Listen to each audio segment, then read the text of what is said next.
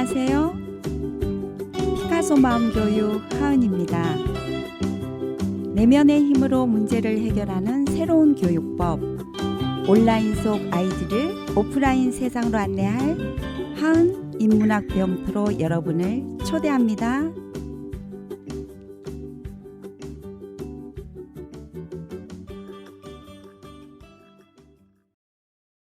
당신은 꼭 필요한 사람인가요? 누구도 대신할 수 없는 존재인가요? 세계에서 가장 영향력 있는 경영자 세스 고딘의 책 린치핀의 내용입니다. 누구도 대신할 수 없는 존재, 부모님을 만난 아이입니다. 그 아이의 교육은 인생의 준비여야 하고요. 인생을 사는 준비는 어떻게 사는지를 알아가는 것이죠.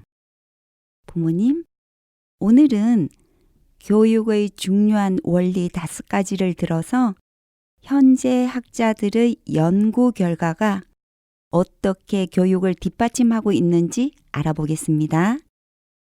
그 내용은 5가지가 있는데요. 1. 동작과 지능입니다. 여러 연구 결과 지능 발달에는 동작이 중요한 역할을 한다는 사실이 증명되었는데요. 그러면 우리는 어떻게 이것을 실천해야 할까요?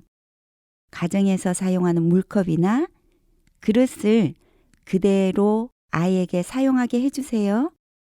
아이라고 해서 플라스틱 그릇을 사용해야 할 이유는 없습니다. 왜냐하면 유리 그릇을 사용할 때 아이의 동작은 더 조심스러워지니까요. 이때 부모님이 기억하셔야 되는 것은 그릇을 조심스럽게 다루는 모습을 아이에게 반드시 보여주셔야 한다는 것입니다. 연구 결과에 의하면 가만히 앉아서 집중하는 그룹과 움직이면서 배운 그룹의 아이들 중에 움직이면서, 그러니까 다니면서 배운 그룹의 아이들이 이해도 더 잘하고 더 잘 배우게 되었다는 것입니다. 그러면 움직이면서 배울 수 있는 활동에는 어떤 것들이 있을까요? 식탁 닦기, 바닥 쓸기, 장난감 정리하기, 책장 정리하기, 과일 씻기 등 집안일을 하도록 제공해 주세요. 이런 활동들은 방법의 순서가 있기 때문에 책을 읽을 준비와 읽는 순서, 쓰는 순서, 수를 이해하는 준비가 됩니다. 2. 자유 선택입니다. 두뇌 발달 연구에 의하면 어른들도 자신들이 선택한 것은 기억을 더 잘할 수 있다는 사실이 밝혀졌다고 합니다. 내가 선택할 수 있다, 내가 통제할 수 있다라는 그룹과 하라는 대로 할 수밖에 없다라는 두 그룹을 연구한 결과는 현저히 다르다고 했는데요. 놀잇감이나 입고 싶은 옷, 양말, 신발 등 아이 스스로 선택하는 것은 중요하다는 것입니다. 그래서 부모님은 아이가 선택할 수 있는 준비된 환경을 주셔야 한다는 거죠. 그러면 선택에서 중요한 것은 무엇일까요? 첫째, 한정된, 즉 제한된 선택이어야 합니다. 너무 많은 것들을 제공 후 아이에게 선택을 하라고 하면 아이는 혼란을 느끼게 되니까요. 둘째, 능력에 따른 선택이어야 합니다. 5살 아이에게 7살 수준의 선택을 하도록 하는 것은 바람직하지 않다는 거예요.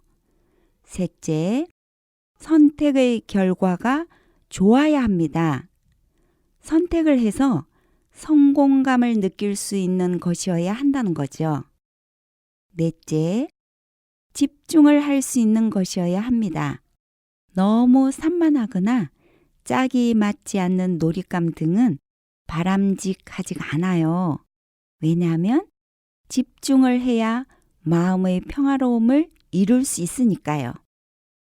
부모님, 기억한 것을 잘 끌어내는 사람은 머리가 좋습니다.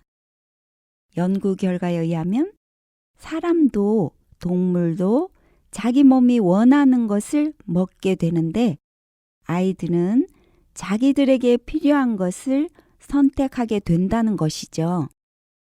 아이의 선택을 존중해 주세요. 단, 위험한 물건은 제공하지 않습니다. 3. 흥미와 관심 중심입니다. 흥미와 배움의 연관성에 대해서는 많은 연구가 되어 있죠. 유치원에서부터 고등학교에 이르기까지 많은 학자들이 흥미와 배움에 대해서 많은 연구를 발표하였는데요. 그 결과를 보면 누구나 흥미를 느끼고 흥미를 가지고 있을 때 더욱더 잘 배울 수 있다는 것이 밝혀지고 있습니다. 아이의 수준에 맞지 않는 너무 쉬운 것이나 너무 어려운 것이 아닌 흥미로운 것을 제공해 주세요. 흥미로운 것을 보게 되면 아이의 내면에서 배우려는 의욕이 나와서 아이는 더 잘 배우게 되니까요. 잘 배우게 되면 아이는 자기 능력에 자신감이 생기게 됩니다. 4. 친구에게서 배우는 일입니다. 전통적인 교육은 교사에게서 배우고 혼자서 이해하고 혼자서 시험을 치고 하는 외로운 과정입니다. 근래에 와서는 많은 학자들이 아이들은 자기들보다 더 우수한 친구들에게서 더 잘 배울 수 있다는 연구를 발표했다고 하죠. 그러면 아이들은 어떻게 친구들에게서 배울까요? 첫째, 관찰과 모방을 통해서 배웁니다. 둘째, 먼저 이해한 아이가 친구를 가르쳐 줍니다. 셋째, 친구와 함께 경험하면서 배우게 됩니다. 5. 질서와 지능입니다. 두뇌 발달 연구에 의하면 질서는 대단히 중요한 요소가 있다고 보고되어 있는데요. 아이의 생활 환경에 질서가 있으면 아이의 내면에도 질서가 생기고 성장의 발달을 도울 수 있다는 겁니다. 예를 들면 5,000권의 책이 흩어져 있으면 필요한 것, 원하는 것을 찾는다는 건 불가능하겠죠. 하지만 종류별로 정리되어 있다면 찾기가 쉬울 것입니다. 질서는 이런 것입니다. 아이의 내면, 즉 기억에서 잘 찾아내려면 내면의 질서가 있어야 한다는 거죠.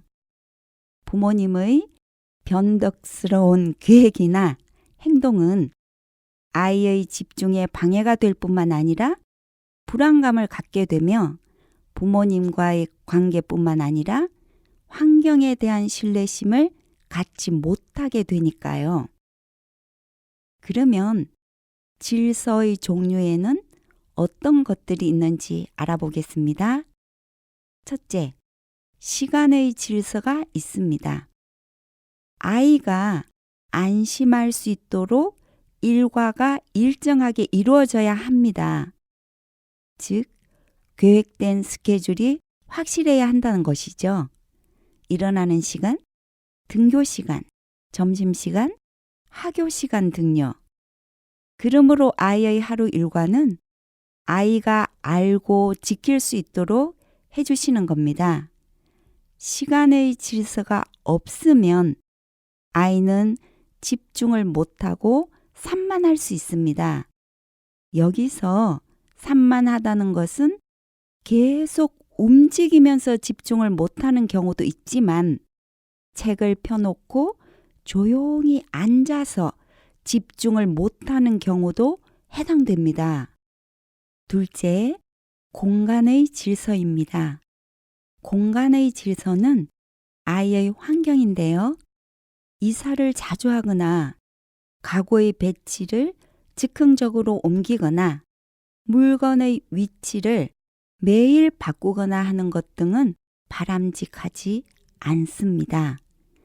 여기서 부모님께서 아셔야 하는 것은 무언가 변화를 주기 전에 아이에게 안내를 해 주시는 것이 좋습니다.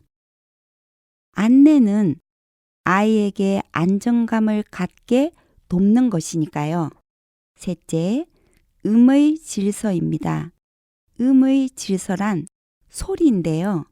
즐겁게 소리를 감상할 수 있는 곳과 아늑한 곳에서 느낄 수 있는 분위기, 조용한 공간에서 침묵할 수 있는 경험도 중요합니다. 때와 장소를 생각하지 않고 아무 곳에서나 소리를 지르고 뛰어다니는 것은 아이의 내면의 질서 발달에 저해 요인이 된다는 거죠. 부모님, 아이의 질서감은 논리적 사고력의 기본이 되는 정신의 발달입니다. 아이의 성장을 이해하시면서 환경을 도와주세요. 가정교육은 인생을 어떻게 사는지를 알아가는 준비가 되어야 한다고 저는 생각합니다. 우리는 아이가 독립적인 책임감으로 타인과 사회복지를 위해서 일할 줄 알고 인류를 위해 공헌하기를 도와야 되지 않을까요? 하지만 이런 인물은 우연히 생기는 것이 아니라 가정과 교육기관이 협력하여 아이의 훌륭한 성장을 위해 노력해야만 이루어지는 사업이라고 생각합니다. 그래서 우리는 교육을 공부하고 알아야 하는 것이죠. 여러분, 오늘 우리의 생각과 행동이 아이에게 행복한 미래가 되기를 기대하면서 여러분 자신을 먼저 사랑하고 훈련하시는 것 꼭 실천해 보세요. 감사드리며 축복합니다, 여러분.